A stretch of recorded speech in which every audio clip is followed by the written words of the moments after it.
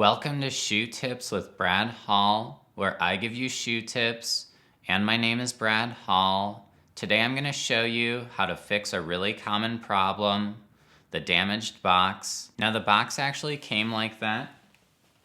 It was shipped in one of these vinyl pouches, which, as you can see,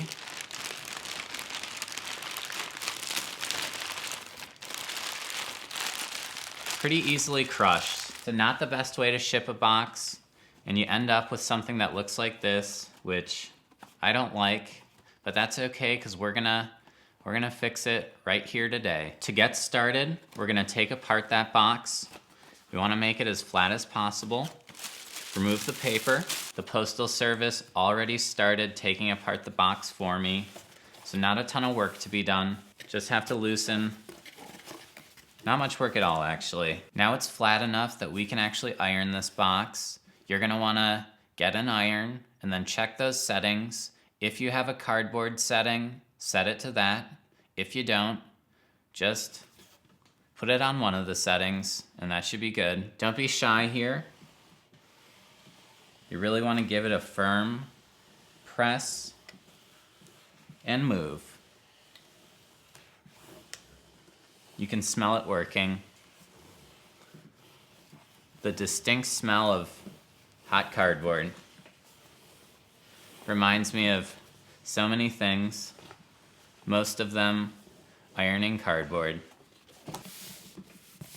The creases are still there, but we're gonna attack them from this side too. What I like to do is protect the ink side. I use one of my shirts. This way, the iron never makes direct contact with the box, and you can iron a shirt.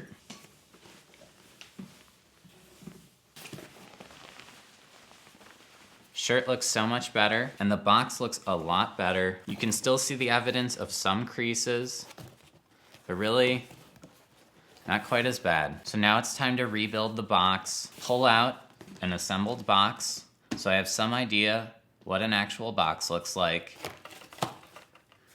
Back end back in place, front end, just like that. And now enter those holes. Be careful. You're in both holes now. Tuck, flip, tuck, squish, and down. Top is rebuilt. Doesn't look that bad either.